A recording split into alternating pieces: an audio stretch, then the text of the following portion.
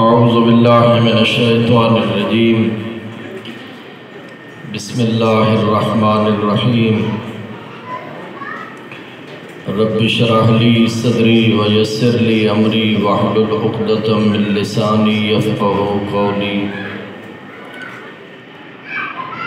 الصلاۃ والسلام علی العبد المؤید والرسول المصدق المصطفى الامجد والمحمود الاحمد حبیب الہ العالمین ابی القاسم محمد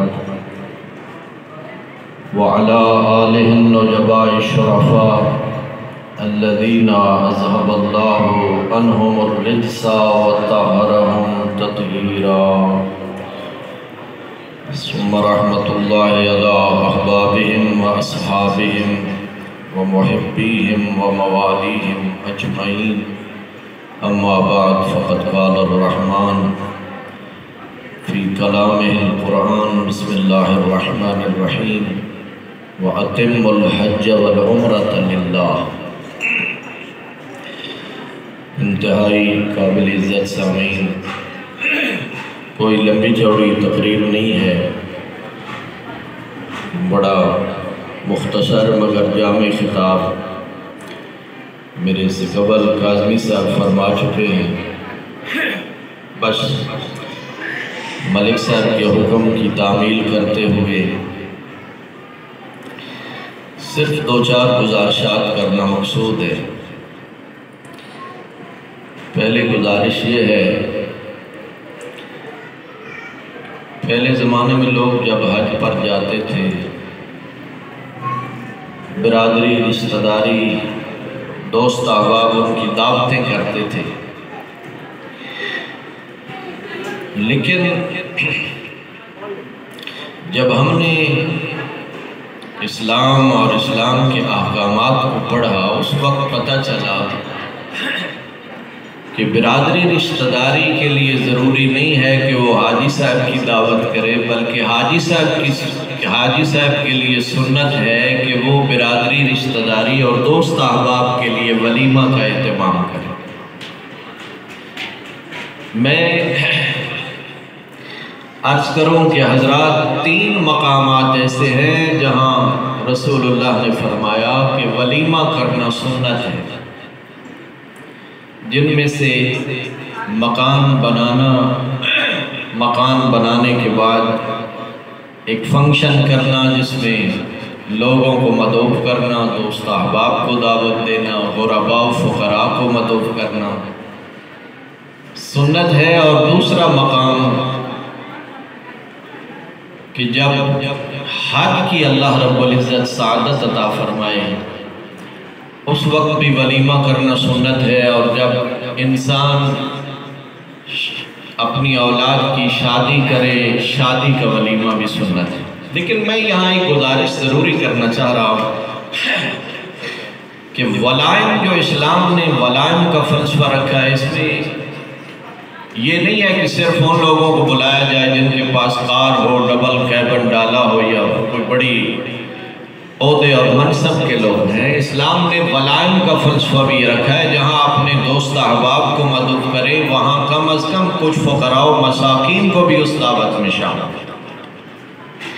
پہلی گزارش اور دوسری گزارش، علماء کرام نے وہ احادیث بیان کی ہیں جس میں میرا خیال ہے جتنے میرے سامنے حضرات تشریف فرما ہے، تقریباً تمام صاحب ثروت ہیں، اللہ تعالیٰ نے نعمت مال و دولت عطا فرمائی ہے۔ متفق علیہ، اسلام کے 73 فرقے متفق ہیں اس حدیث پر کہ سرکار رحمت دو عالم نے ارشاد فرمایا کہ جو شخص مستطیع ہو جائے اور حج بیت اللہ سے ٹال مٹول کرے اور مر جائے، مات یہودین و نصرانی۔ دوستان، میں عرض کروں، میں وہ 2 احادیث عرض کرنا چاہتا ہوں جس میں سرکار رحمت دو عالم نے حج کے برکات کو بیان کیا ہے کہ حج کی برکتیں کیا ہیں۔ پہلی حدیث سننا، رسول اللہ نے ارشاد فرمایا کہ جس شخص کو اللہ اپنے محترم گھر کی زیارت کا شرف عطا فرمائے، فرمایا وہ 3 میں سے ایک ہے، وہ 3 میں سے ایک ہے، ایسا سعادت مند شخص 3 میں سے پہلا فرمایا یہ ایسا شخص ہے جس کے اللہ نے پچھلے گناہ بھی معاف فرمائے ہیں اور اگلے گناہ بھی معاف فرمائے، یعنی جب تک یہ زندہ رہے گا اللہ نے اس کے تمام گناہ معاف فرما دیے۔ ایک حج، یعنی جتنی معرفت حج زیادہ ہوگی ظاہر ہے اتنا ہی درجہ زیادہ ہوگا۔ میرے احباب، ظاہر ہے حضرت ابراہیم کے حج کی منزل اور ہے، میرے جیسے ایک عام فرد کی حج کی منزل اور ہے، اور حج تو ایسی عبادت ہے کہ حضرت آدم علیہ السلام سے سرکار رحمت دو عالم تک 1,24,000 انبیاء نے بھی بیت اللہ کا حج ادا فرمایا۔ میرے محترم سامعین، رسول اللہ نے فرمایا کہ دوسرا سعادت مند وہ شخص ہے جس کو اللہ بیت اللہ کی زیارت اور بیت اللہ کا حج نصیب فرمائے۔ فرمایا یہ وہ سعادت مند ہے جس کے اللہ نے پچھلے گناہ معاف فرما دیے ہیں، مگر اگلے گناہ کے لیے وارننگ ہے۔ میں مستند حدیث عرض کر رہا ہوں، حضور سرور کائنات نے ارشاد فرمایا جب بیت اللہ کا حاجی حج ادا کرنے کے بعد اپنے وطن کی طرف واپس لوٹتا ہے، 4 مہینے کا پیکیج ہے اس کے لیے، 4 ماہ کا۔ کیسا؟ اللہ رب العزت اپنے ملائکہ رحمت سے حکم دیتا ہے 4 مہینے تک اس کو مہلت ہے، جب تک یہ کبیرہ گناہ کا ارتکاب نہ کرے، اس کے نام عمل میں کوئی گناہ درج نہ کرے، اس لیے کہ اس نے میرے محترم گھر کا حج کیا ہے۔ سامعین محترم، تیسرا حاجی اور تیسری سعادت مندی رسول اللہ نے فرمایا کہ ایسا شخص جس کے کوئی گناہ معاف بھی نہیں ہوئے، نہ پچھلے نہ اگلے، نہ دوسری کیٹیگری میں ہے، مگر اس نے اللہ کے محترم گھر کا حج تو کیا ہے نا۔ رسول اللہ نے فرمایا یہ ایسا شخص ہے جس کے جان کی حفاظت کا ذمہ بھی اللہ نے اٹھایا ہے اور اس کے مال کی حفاظت کا ذمہ بھی اللہ نے اٹھایا۔ میں نے مجھے بھی یہ سعادت نصیب ہوئی ہے، اور میں حضرات کے لیے دیکھیں ہم کتنے کاروبار ایسے کر لیتے ہیں یار، رزق پہ کر لیں۔ آؤ ذرا دوستو سنو، رسول اللہ نے فرمایا، اور رسول اللہ سے بڑی ضمانت کس کی ہو سکتی ہے؟ فرمایا جو شخص سمجھتا ہے، جس کو فقر و غربت و تنگدستی اور افلاس کا خوف ہے، رسول اللہ نے فرمایا وہ شخص حج کرے، اللہ رب العزت اس کی تنگدستی اور غربت کو دور فرمائے۔ وہ شخص تنگدست نہیں ہوگا جو حج بیت اللہ کرے۔ ذرا آزما کے دیکھنا، خدا کی قسم میں نے خود آزما کے دیکھا ہے۔ جب پہلا حج 2005 اور 6 میں کیا تھا، اس وقت حالات اور تھے، لیکن اندر ایک تڑپ تھی کہ پروردگار اپنے محترم گھر کی زیارت نصیب فرما۔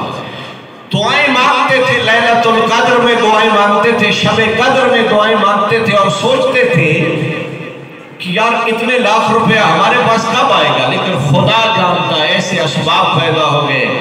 دعائیں مانگتے تھے، پروردگار مدینہ کی زیارت نصیب، پروردگار روضہ رسول کی زیارت نصیب فرما، پروردگار جنت البقیع کی زیارت نصیب فرما، پروردگار عرفات و مزدلفہ و مشعر الحرام کی زیارت نصیب فرما۔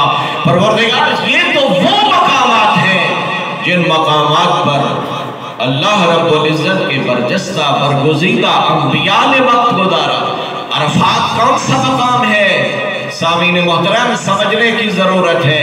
عرفات وہ مقام ہے جہاں انبیاء بارگاہ رب العزت میں گریہ وزاری کرتے ہوئے نظر آئے۔ میدان عرفات میں انبیاء و مرسلین بارگاہ خدا میں دعا و مناجات کرتے ہوئے نظر آئے۔ ذرا جو حضرات جنہوں نے عرفات میں جو عرفات کی زیارت سے مشرف ہو چکے ہیں وہ جانتے ہیں وہاں دعائے عرفہ پڑھی جاتی ہے۔ دعائے عرفہ وہ دعا ہے جو سرکار امام حسین علیہ السلام نے کھڑے ہو کر پڑھی تھی۔ میرا خیال ہے آج کل 3 گھنٹے 3.5 گھنٹے اس دعا کی تلاوت میں صرف ہوتے ہیں عرفات میں۔ جو حاجی دعائے عرفہ پڑھتے ہیں، سید الشہداء نے وہ دعا دھوپ میں کھڑے ہو کر 3.5 گھنٹے پر مشتمل جو آج لوگ پڑھتے ہیں، وہ دعائے عرفہ امام نے دھوپ میں کھڑے ہو کر تلاوت فرمائی۔ میرے محترم سامعین، میری آخری گزارش ہے، اور میں حج کے ثواب پر جو گفتگو کر رہا ہوں، میں آخری حدیث بیان کرنا چاہتا ہوں۔ ظاہر ہے میں کوئی لمبی چوڑی بات نہیں کرنا چاہ رہا۔ میرے محترم سامعین، ایک شخص آیا رسول اللہ کی خدمت میں، میرا خیال ہے کھانا بھی تیار ہے، شاید آپ کی طبیعتوں پر میری باتیں ناگوار تو نہیں گزر رہی۔ اللہ رب العزت جزائے خیر عطا فرمائے، اور انشاءاللہ میں دعا گو ہوں، اللہ تمام اہل ایمان کو حج بیت اللہ کی سعادت نصیب فرمائے۔ ایک شخص آیا بھائی جان رسول اللہ کی خدمت میں اور عرض کرنے لگا کہ یا رسول اللہ، راستے میں کوئی پرابلم ہو گئی تھی اور میں دیر سے پہنچا ہوں، میں حج بیت اللہ نہیں کر سکا، یا رسول اللہ کوئی متبادل عمل تو بتا دیں۔ سبحان اللہ، رحمت دو عالم نے فرمایا، حضرت نے فرمایا وہ سامنے کوہ ابو قبیس نظر آ رہا ہے؟ کوہ ابو قبیس یعنی سب سے بڑا پہاڑ ہے نا، جو حضرات مکہ گئے ہیں، کوہ ابو قبیس کی طرف رسول اللہ نے اشارہ فرمایا، فرمایا یہ سارا کوہ ابو قبیس سرخ سونا بن جائے اور اس کو تو راہ خدا میں بیت لخت خرچ کر دے تو بھی یہ حج کا متبادل عمل نہیں ہو سکتا۔ اتنا بڑا پہاڑ سونا بن جائے اور تو اس کو راہ خدا میں صرف کر دے، فرمایا یہ عرفات کا متبادل نہیں ہو سکتا، یہ مزدلفہ کے وقوف کا متبادل نہیں ہو سکتا، یہ منا قربانی سنت ابراہیم پر عمل کرنے کے متبادل یہ عمل نہیں ہو سکتا۔ میرے دوستو بھائیو، حج ہے کیا؟ ذرا سمجھو نا اس بات کو بھی، حج ہے کیا؟ یہ ایک تمرین ہے، ایک پریکٹس ہے، ایک ریاضت ہے۔ اللہ رب العزت نے ابراہیم کے پورے عمل کو، جس کو قرآن میں بیان فرمایا، اس پورے ابراہیمی عمل کو اللہ نے حج کی صورت میں بدل دیا۔ ذرا دیکھیں، اور فرمایا صفا و مروہ میرے شعائر میں سے ہے، قربانی والبدن جعلناہ لکم من شعائر اللہ، فرمایا یہ قربانی بھی میرے شعائر میں سے ہے، صفا و مروہ بھی میرے شعائر میں سے ہے۔ لیکن یاد رکھو میرے دوستو، جب حاجی صحیح معنوں میں حج کرے، یعنی حضرت ابراہیم کی سنت پہ عمل کرے، پھر میرے دوستو، پھر حضرت ابراہیم نمرود جیسے سرکش اور نمرود جیسے طاغوت کے سامنے بغیر سپاہ، بغیر لشکر کے، بغیر فوج کے، نمرود خوفزدہ ہوتا ہے، ابراہیم خوفزدہ نہیں ہوتا۔ جب انسان صحیح حج کرے، صحیح حج کو سمجھتے ہوئے، پھر نمرود خوفزدہ ہے، ابراہیم خوفزدہ نہیں ہے۔ جانتے ہیں نا میرے حضرات، پھر حج کرنے سے وہ طاقت آ جاتی ہے کہ انسان پھر بتقدے میں موجود بتوں کو توڑ دیتا ہے۔